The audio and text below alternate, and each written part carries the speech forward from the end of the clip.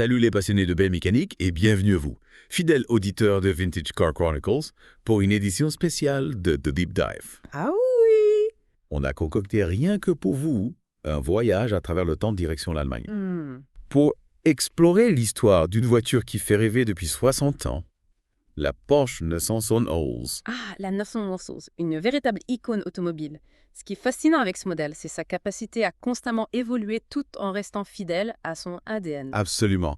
On va décortiquer ensemble Oui. des tonnes d'infos, des anecdotes croustillantes aux détails techniques pointus, pour comprendre comment cette voiture est devenue une légende. Oui. Alors, vous êtes prêts à plonger dans le passé? Allez, Peugeot! On démarre notre périple en 1963, Ok. année de naissance de la 911. Enfin. Qu'est-ce que t'es passé? Ah oui, souvenez-vous, au départ, elle devait s'appeler la 901, Ah oui. mais Peugeot avait déposé les droits pour les noms de voitures à 3 chiffres avec un 0 au milieu. Ah, d'accord. Porsche a donc dû s'adapter. Et la 911 est née. D'ailleurs, saviez-vous qu'en interne, certaines pièces ont gardé le préfixe 901 pendant des années? Non. Un petit clin d'œil à son nom d'origine. C'est incroyable, comme un simple chiffre peut changer le cours de l'histoire. Mais au-delà du nom, la 911 avait une mission importante. Oui. Remplacer la Porsche 356, le tout premier modèle de la marque. Oui, Pas facile de succéder à une telle icône. en effet. La 911 se voulait plus puissante, plus spacieuse, plus confortable. Elle devait incarner l'évolution de Porsche. D'accord. Mais dès ses débuts, elle a suscité des réactions mitigées. Ah bon? Racontez-nous. Certains critiques pointaient du doigt le manque d'espace à l'arrière, Oui. peu pratique pour une voiture familiale. Mais ce qui a rapidement fait taire les sceptiques, Oui. c'est la performance de la 911. D'accord. Son moteur 6 cylindres à poids de 2 litres, développant 130 chevaux, était une véritable révolution pour l'époque. Imaginez un peu, 130 chevaux en 1963. C'était du jamais vu pour une voiture de série. Absolument. Et puis, il y a ce design si particulier reconnaissable entre mille. Oui. On le doit à Ferdinand Alexander Porsche, Mhm. le fils du fondateur de la marque. Oui. Saviez-vous qu'il avait initialement imaginé une silhouette plus classique, Oui. avec un coffre plus proéminent? Oui, c'est Ferry Porsche, le père de Ferdinand, D'accord. qui insistait pour conserver l'esprit Kafferbacher de la 356. Ah, d'accord. Un choix judicieux, car c'est ce profil si distinctif qui contribuera au succès de la 911. Et ce n'est que le début de l'aventure. Au cours des 10 premières années, Oui. la 911 va connaître une évolution fulgurante. Imaginez, on passe de 130 à 210 chevaux avec la mythique Carrera RS 2.7. La Carrera RS 2.7, un modèle qui a marqué les esprits et qui a donné naissance à la lignée des RS, ces 911 ultra sportives conçues pour la compétition. D'accord. RS signifie d'ailleurs Rennsport en allemand, littéralement sport automobile. Tout s'explique. Avec son aileron, queue de canard. Si caractéristique, la Carrera RS 2.7 annonçait déjà le potentiel sportif de la 911. Mais laissons un instant la performance de côté, pour nous intéresser aux innovations technologiques. En 1963, Porsche lance la série G, une véritable révolution pour la 911. La série G marque un tournant important, notamment en matière de sécurité et d'émissions polluantes. D'accord. C'est l'apparition des pare-chocs à absorption d'énergie, des ceintures de sécurité à 3 points, des équipements qui deviendront la norme par la suite. Et surtout, la série J voit l'arrivée du turbocompresseur. Ah oui. La 911 Turbo de 1964. Avec son moteur 3 litres développant 260 chevaux, c'était une véritable bombe sur roue.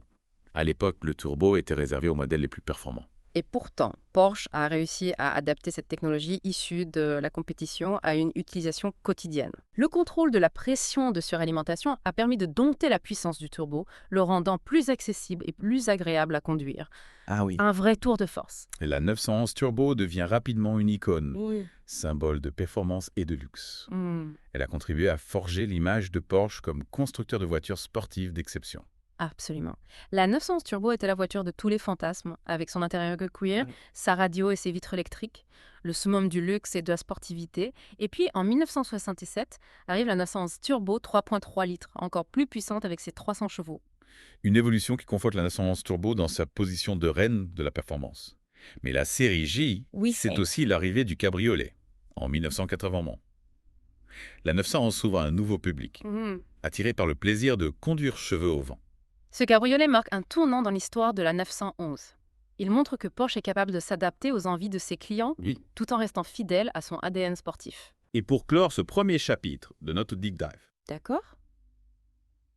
parlons de la Carrera 3.2 litres qui remplace la SC en 1983. Mhm. Avec ses 231 chevaux et son moteur plus souple, la 911 devient plus polyvalente, plus agréable à conduire au quotidien. La Carrera 3.2 litres est un modèle charnière. Elle annonce la volonté de Porsche de rendre la 911 plus accessible, D'accord. sans pour autant sacrifier ses performances. Et n'oublions pas la Speedster de 1989, Ah oui. un hommage à la 356 Speedster des années 50. Oui. Un design unique, un vrai collector. Avant de passer à la suite de notre exploration, D'accord. j'aimerais vous poser une question, à votre avis.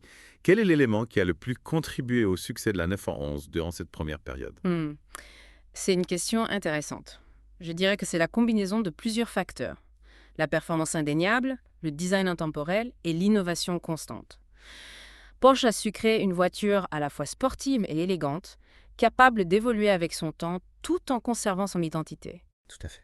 Et cette capacité d'adaptation va être mise à l'épreuve à la fin des années 80 avec l'arrivée de la 964. On est en 1989 et Porsche doit faire face à une conjoncture économique difficile. Il faut frapper fort pour séduire les acheteurs. Et c'est exactement ce qu'ils vont faire avec la Carrera 4, la première 911 à transmission intégrale. Un pari audacieux pour l'époque. Beaucoup pensaient que cela allait dénaturer l'esprit de 911, la rendre trop lourde, trop complexe. C'est vrai qu'à l'époque, la transmission intégrale était surtout associée aux voitures de rallye ou aux berlines de luxe. Pas vraiment une sportive pure et dure comme la 911. Et pourtant, cette transmission intégrale va révolutionner la 911. Elle la rend plus stable, plus performante, plus polyvalente. Soudain, la 911 peut affronter toutes les conditions météo sur tous les types de routes. C'est un peu comme si la 911 avait gagné en maturité, en polyvalence, sans renier son ADN sportif. Elle s'ouvre à un nouveau public, sans pour autant décevoir les puristes. Exactement. Et la 964 ne s'arrête pas là en termes d'innovation. Suspension en ressort hélicoïdaux, ABS, direction assistée. Des équipements qui étaient alors réservés aux voitures haut de gamme font leur apparition sur la 911. On a l'impression que Porsche a voulu faire table rase du passé avec la 964 tout en conservant l'esprit de la 911. C'est tout à fait ça. La 964 est une véritable rupture technologique, mais elle reste profondément ancrée dans l'héritage de la 911. Prenons le moteur par exemple. On passe à 3,6 litres de cylindrée et 250 chevaux. Une évolution significative qui permet à la 911 de rester compétitive face à ses rivales. Et en 1990, on voit apparaître la boîte automatique Tiptronic, une première pour la 911. Je me souviens, à l'époque, c'était une véritable révolution. Ah oui. Cette boîte auto avec mode séquentiel permettait de choisir entre confort et sportivité, un véritable atout pour une voiture comme la 911. La Tiptronic a permis à la 911 de conquérir un nouveau public moins attiré par la conduite sportive pure et dure. Porsche a compris qu'il fallait s'adapter aux besoins de ses clients pour assurer le succès de la 911. Et la sécurité n'est pas en reste.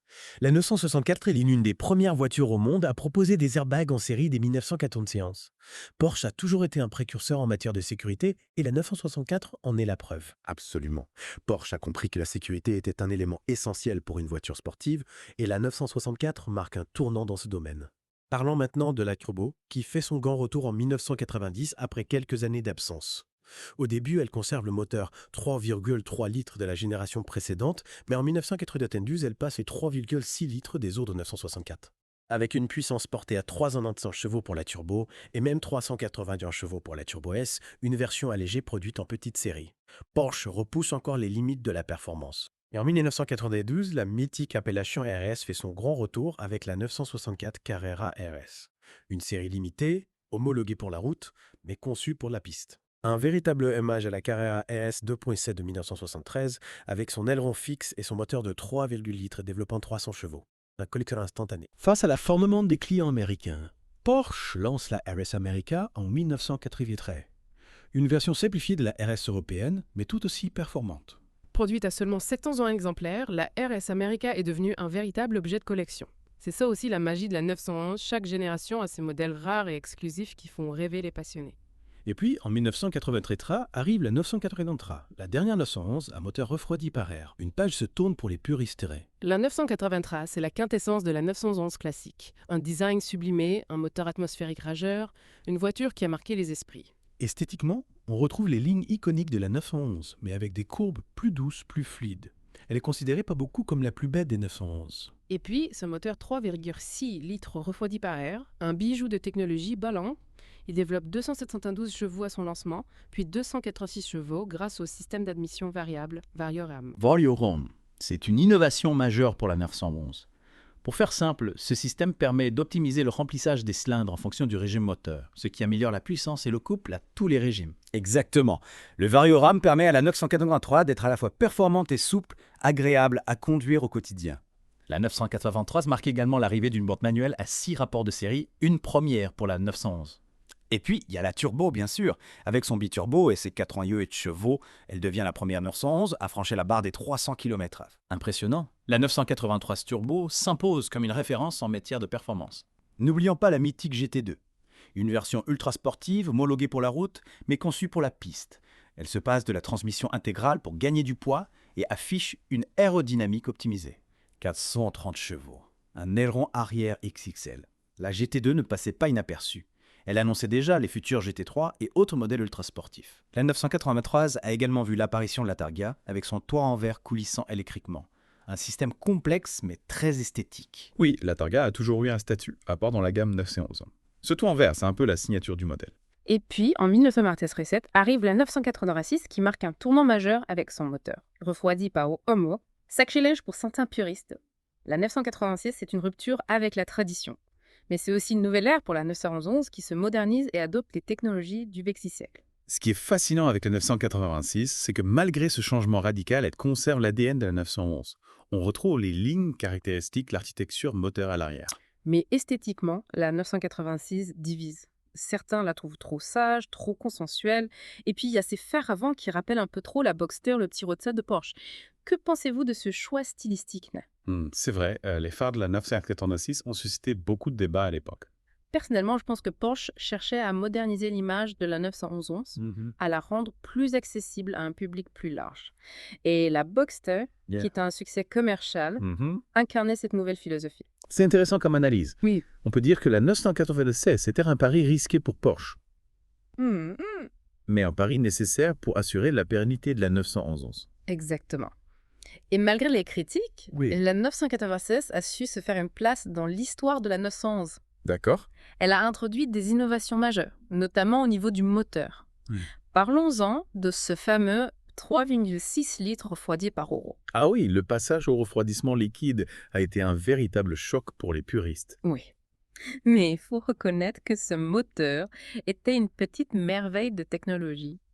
Il développait 300 chevaux dès sa sortie, ce qui en faisait la 911 la plus puissante jamais produite à l'époque. Et en plus d'être plus puissant, ce moteur était aussi plus sobre, plus silencieux, plus respectueux de l'environnement. D'accord. Porsche s'adaptait aux nouvelles normes et aux attentes des clients. La 996 marque également l'arrivée d'un tout nouvel intérieur, plus moderne, plus ergonomique. On retrouve une console centrale inspirée de la Carrera GT, la supercar de Porsche. Oui, l'intérieur de la 986 est une réussite. Il est à la fois sportif et élégant, et il offre un niveau de confort et de raffinement digne d'une voiture de grand tourisme. Passons maintenant à la 987 qui arrive en 2004. Avec son retour au fer rond, elle marque un retour aux sources pour la 911. Porsche a visiblement entendu les critiques concernant l'esthétique de la 986 et a décidé de renouer avec les codes stylistiques qui ont fait le succès de la 911. La 987 est une synthèse parfaite entre tradition et modernité. On retrouve les courbes emblématiques de la 911, mais avec un design plus affûté, plus dynamique. L'intérieur est lui aussi une réussite avec des matériaux nobles et une ergonomie améliorée. Pour le lancement, Porsche propose 2 versions, la Carrera et la Carrera S. La première est équipée d'un moteur 3,6 litres de 325 chevaux, tandis que la S bénéficie d'un 3,8 litres de 355 chevaux. La Carrera S, c'est la sportive de la gamme, avec des jantes 19 pouces, des freins plus puissants et des suspensions sport PASM, pour ISM, pour Porsche Active Suspension Management. Ce système permet de régler la fermeté des amortisseurs en fonction du mode de conduite, offrant ainsi un compromis idéal entre confort et sportivité. Et la 987 introduit une autre innovation majeure, la boîte de vitesse PDK. Oui. Pour Porsche Doppelkupplung. Il s'agit d'une boîte robotisée à double embrayage. D'accord. Ultra rapide et efficace. La PDK, c'est une véritable révolution pour la 911. Elle offre un confort de conduite exceptionnel, tout en permettant des changements de rapport ultra rapides, sans rupture de couple. Un vrai bonheur sur la route, comme sur circuit. En 2008, la 987 subit un restylage important, D'accord. avec un nouveau bouclier avant et des feux arrière redessinés. Mais surtout, Porsche introduit l'injection directe d'essence sur ses moteurs, Oui. améliorant ainsi leur rendement et réduisant leur consommation. L'écologie, ça va être chez Porsche. Mais ne vous inquiétez pas, les performances sont toujours au rendez-vous. La 987 Turbo, avec son moteur 3,8 litres biturbo de 480 chevaux, affiche des performances de supercar. Et pour les amateurs de sensations fortes, il y a la GT2, la version ultra sportive de la 987. Avec son moteur 3,6 litres biturbo développant 530 chevaux et sa propulsion arrière, Oui. c'est une véritable bête de course. La GT2, c'est la 911 ultime pour ceux qui recherchent des performances extrêmes. Elle est capable de dépasser les 320 km/h en pointe. La 987 est aussi une génération qui a vu fleurir les éditions spéciales et les modèles exclusifs, comme la Sport Classic avec son aileron queue de canard inspiré de la Carrera RS 2.7, Oui. ou la Speedster, hommage à la 356 des années 50. Porsche a vraiment joué la carte de la diversification avec la 987, proposant une gamme très large pour répondre à tous les goûts et à tous les budgets. En 2011 arrive la 971, Oui. une nouvelle génération qui marque une rupture technologique importante. Porsche repousse encore les limites de la performance et de l'innovation. La 991 est une 911 plus grande, plus spacieuse, mais aussi plus légère, grâce à l'utilisation massive d'aluminium dans sa construction. Le design évolue en douceur, avec des lignes plus tendues, plus modernes. On conserve les phares ronds, mais sont plus effilés, plus agressifs. Et l'intérieur est magnifique. On sent vraiment le savoir-faire de Porsche, avec une console centrale inspirée de la Carrera GT et des matériaux de grande qualité. La 991 introduit également la direction assistée électrique, Oui. une première pour la 911. Ce qui a fait grincer des dents certains puristes qui reprochaient à cette direction d'être moins communicative que l'ancienne direction hydraulique. C'est vrai, mais il faut reconnaître que la direction électrique apporte un gain de précision et de confort de conduite. Et puis, la 991 marque l'arrivée des moteurs turbo compressés sur les versions Carrera. Une petite révolution pour ce modèle, qui était jusqu'alors synonyme de moteur atmosphérique. Le 3,4 litres de la Carrera développe 350 chevaux, tandis que le 3,8 litres de la Carrara affiche 400 chevaux. Des performances impressionnantes avec un couple disponible dès les bas régimes. La 991 Turbo, elle, passe à 520 chevaux. Et la Turbo S atteint les 560 chevaux. Des chiffres qui donnent le vertige. La 991, c'est aussi l'arrivée de la GT3. Avec son moteur 3,8 litres atmosphérique de 467 chevaux et sa boîte PTK à 7 rapports. D'accord. Une voiture extraordinaire, conçue pour la piste. La GT3, c'est le rêve de tous les passionnés de conduite sportive. Elle est radicale, efficace et procure des sensations de pilotage uniques. En 2015, la 971 subit un restylage, avec de nouveaux feux arrière et un bouclier avant redessiné. Oui. Et surtout, tous les modèles Carrara adoptent des moteurs 6 cylindres 3 litres biturbo. Une nouvelle ère pour la 911. Ces moteurs turbo offrent un gain de puissance et de couple significatif tout en réduisant la consommation. La 991.2 voit également l'arrivée de la GT2 RS, la 911 la plus puissante jamais produite, avec son moteur 3,8 litres biturbo de 700 chevaux. 700 chevaux dans une 911, c'est tout simplement incroyable. Oui, Cette voiture est capable de performances exceptionnelles avec un 0 à 100 km expédié en 2,8 secondes. et en 2019, Porsche lance la Speedster. Une série limitée à 1948 exemplaires, en hommage à la 356 Speedster de 1948. La Speedster, c'est la quintessence de la 911. Un design sublime, un moteur atmosphérique de 510 chevaux, une capote manuelle. Un collector instantané au vin. La 911, c'est une saga qui dure depuis plus de 60 ans. Et à chaque nouvelle génération, Porsche parvient à nous surprendre, à nous faire rêver. C'est ça la magie de la 911. Elle a su évoluer avec son temps tout en restant fidèle à son ADN. Une sportive intemporelle qui continue de fasciner les passionnés du monde entier. Alors, que pensez-vous que les 60 prochaines années réservent à la Porsche 911 ? C'est une excellente question. L'avenir de la 911 est prometteur, c'est certain. Mais une chose est sûre, elle continuera de nous faire vibrer, de nous faire rêver. Merci à vous, chers auditeurs de Vintage Car Chronicles, de nous avoir accompagnés dans cette plongée au cœur de l'histoire de la 911. N'oubliez pas de retrouver votre rendez-vous quotidien avec Vintage Car Chronicles pour votre dose de passion automobile. À bientôt.